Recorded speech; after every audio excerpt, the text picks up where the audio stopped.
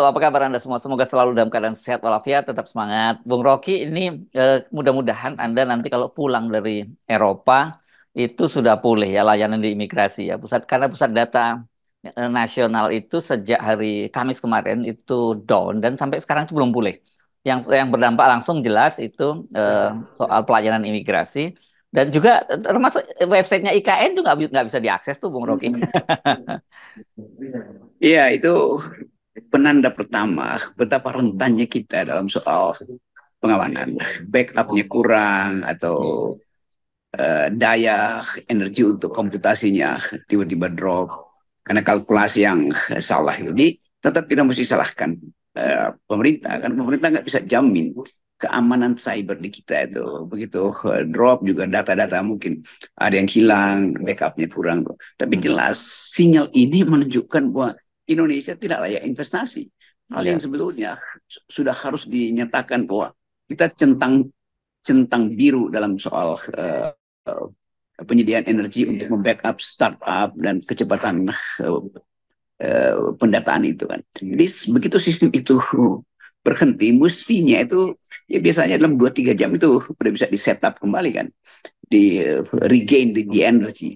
Tetapi ini juga fakta bahwa bagaimana mungkin kita mau bertanding jadi bonus demografi kalau dari awal kemampuan kita untuk merawat sistem informasi kita itu tidak bisa dinyatakan sebagai layak kan. Investor juga melihat ngapain masuk Indonesia, data kita justru bisa hilang di situ tuh, atau perkiraan-perkiraan kalkulasi bisnis bisa bisa lenyap uh, tanpa ada alasan. Apalagi dalam sistem moneter atau financial market yang begitu komputasinya itu begitu dia drop itu artinya tiba-tiba uh, ada orang yang mungkin baru 2 detik pegang handphone untuk pindahin rupiah ke dolar tiba-tiba nggak ada lagi itu data itu kan. Jadi sekali lagi pembuktian ini atau bukti bahwa sistem kita itu dengan mudah blackout itu juga menunjukkan bahwa pemerintahan ini juga dengan mudah juga di blackout, entah itu karena ketidaksengajaan apalagi kalau itu disengaja dihack. Saya kira ya seperti yang Anda sebutkan tadi mestinya bukan hanya dalam hitungan jam, harusnya sudah punya backup gitu ya. Segera begitu kayak sistem ketika Mm-hmm. mesti lampu misalnya padam tuh langsung pet, langsung backupnya itu langsung menyala. Ini kan coba bayangkan ini sejak dari Kamis gitu sampai hari ini setidaknya ini sampai Sabtu sore itu juga belum pulih dan yang kemudian jadi ini kan jadi sangat serius ada dampak soal imigrasi dan kemudian kalau imigrasi ini orang kemudian mengkait-kaitkan ini namanya juga netizen kita iseng banget ya apa ada kaitannya dengan karena KPK sekarang nguber lagi Harun Masiku sehingga nanti perlintasan dia tidak bisa terdeteksi. Aneh-aneh juga termasuk tadi itu soal IKN. IKN juga ramai nih ketika kemudian websitenya nggak bisa di apa diakses kata orang ya memang percuma juga walaupun bisa diakses nggak tetap nggak ada investor yang masuk gitu. Olok-oloknya seperti itu. Pada akhirnya seluruh sistem birokrasi kita berhenti tiba-tiba dan nggak ada alasan sebetulnya pemerintah untuk mengatakan ya ini karena ada sistem yang tiba-tiba drop karena kehabisan energi atau sistem itu betul-betul softwarenya tidak diupdate lagi kan. Tetapi intinya dari pandangan luar negeri Indonesia itu buta huruf terhadap digitalisasi. Sebenarnya itu ada itu aja intinya kan. Ya, ya. Jadi illiteracy di dalam soal artificial intelligence semua itu akan dihubungkan dengan daya saing Indonesia untuk bertanding di dalam model baru persaingan global dalam soal security global dalam soal e-commerce segala macam tuh. Jadi semua hal yang menyangkut kesiapan teknologi kita akhirnya batal tuh. Lalu Mhm. orang bertanya kalau begitu apa fungsi dari Kemeninfo, apa fungsi dari BRIN, apa Kominfo ya. fungsi dari Hmm. ya apalah itu pokoknya ada info-infonya belakangnya. Ya, Jadi ya. kelayakan-kelayakan itu juga menunjukkan bahwa seluruh persiapan untuk upacara di 17 Agustus IKN, Ya. orang akhirnya meragukan bisa tiba-tiba lagi upacara terus sistemnya berhenti itu lalu Ya, airnya ya. nggak ngucur di situ lalu AC-nya mati semua itu apalagi soal data yang mesti disimpan supaya ada semacam perjanjian-perjanjian baru di IKN kan semua itu batal kan. Ya, ya. Memang sebetulnya nggak penting juga di situ karena memang IKN itu tidak tersedia infrastruktur teknologi yang berbasis pada informasi kan. Kan Hmm. semuanya berbasis pada rumor. Semua IKN kan tuh basisnya rumor. Iya, iya. Dan apalagi nanti 17 Agustus rencananya ini hybrid begitu ya. Kalau tiba-tiba Ya, bisa, itu bahaya juga itu. ya mungkin itu juga dipakai untuk menghapus semua data yang menyangkut janji Jokowi. Kan Jokowi pernah bilang sudah masuk Singapura 120 investor, dari Jepang ada 40. Jadi kira-kira udah ada 400 yang nongkrong di situ. Itu mungkin juga sekaligus untuk menghapus hoax yang dibuat oleh Presiden Jokowi tentang IKN. Kalau hoax itu dihilangin, kalau orang menganggap bahwa apakah dengan hoax dihilangkan maka investor akan masuk ke Indonesia, justru makin nggak akan masuk itu karena dianggap ini juga adalah penghapusan sesuatu yang udah jelek dihapus ya makin jelek tuh kan. Ya, ya.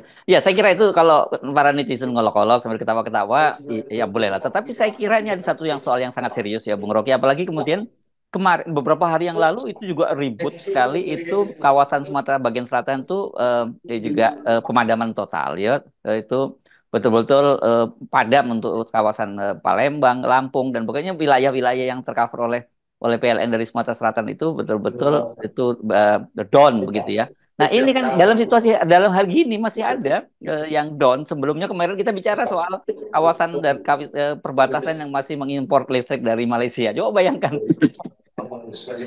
Ya kita berbicara tentang kemandirian pangan, kemandirian energi, semua hal yang setiap kali dipamerkan oleh Pak Jokowi itu. Lalu orang merasa bahwa oke kalau begitu Jokowi akan meninggalkan sesuatu yang udah uh, well established, set up dengan baik itu. Soal pangan, soal energi, soal infrastruktur. Ini kan bagian paling penting dari infrastruktur super modern, yaitu IT system itu kan. Kalau mungkin listrik itu ya udahlah setiap rumah tangga itu ada genset itu. Tapi ini sistem yang menyangkut data seluruh negeri. Semua data yang bahkan ada data yang dipalsukan atau data yang mungkin sedang ditata ulang. Tidak orang berpikir bahwa jangan-jangan ini di shutdown sebentar untuk membersihkan Hmm. dosa-dosa kabinet kan. Nanti kalau satu waktu diperlukan pembuktian yang berbasis data, lalu Presiden Jokowi bilang datanya hilang karena diambil oleh Jin, oleh Genruwo tuh.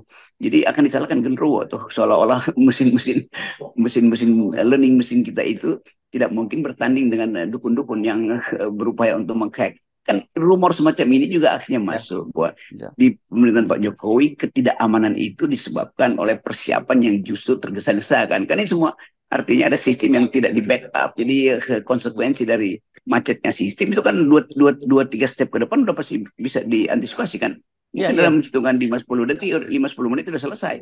Ya, Ini udah 3 hari nggak bisa selesai.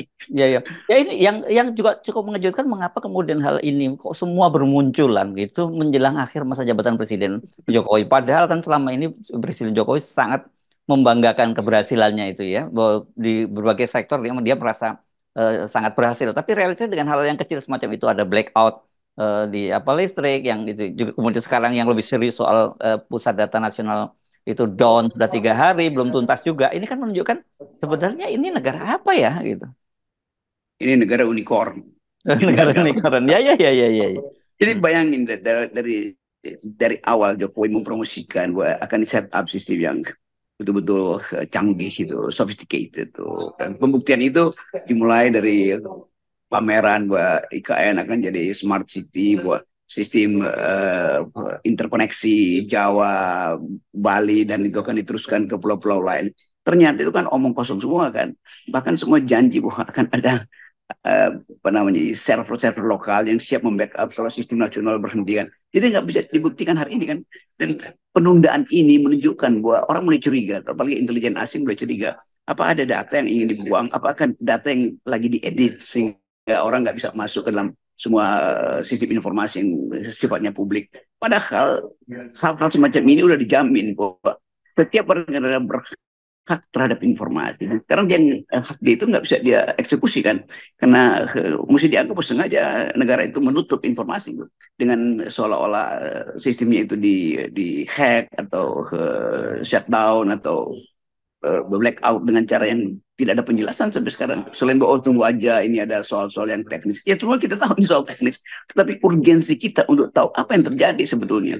Kenapa hak publik untuk mengakses informasi yang mungkin diperlukan dalam upaya untuk mempersoalkan kebijakan-kebijakan kabinet nggak bisa lagi diakses. Saya kira ya peristiwa ini shutdown-nya Pusat Data Nasional ini suka membatalkan sekaligus karena kan ini kan sebenarnya sistem yang harusnya sudah mulai mapan gitu. Bayangkan kemudian kalau orang dijanjikan dengan IKN yang katanya smart city gitu ya. Sekarang saja ini akses webnya udah nggak bisa diakses gitu. Jadi smart smart city seperti apa yang diharapkan dari situ?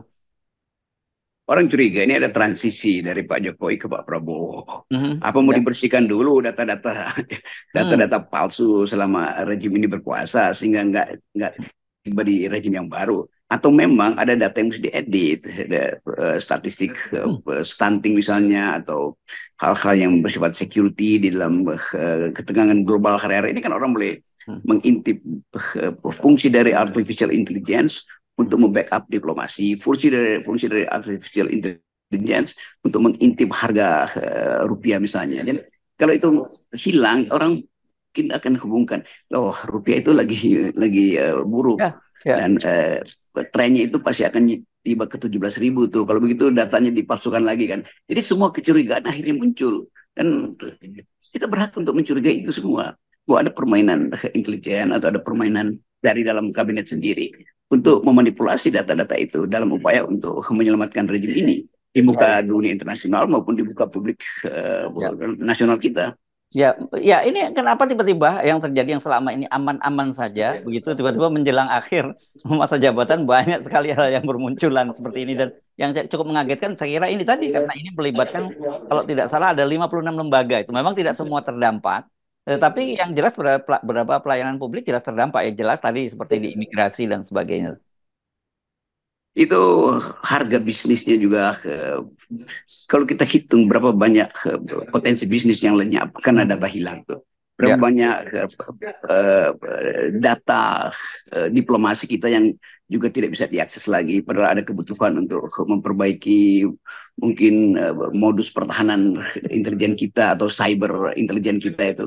Jadi berhenti sistem itu artinya efek rantainya ke bawah itu tinggi sekali kan ya. pada sistem ekonomi, pada kepercayaan publik, pada sistem internasional juga, bahkan pada intelijen asing kan. Semua ini menimbulkan satu ya semacam cerita yang mungkin hanya bisa diterangkan oleh Sherlock Holmes itu.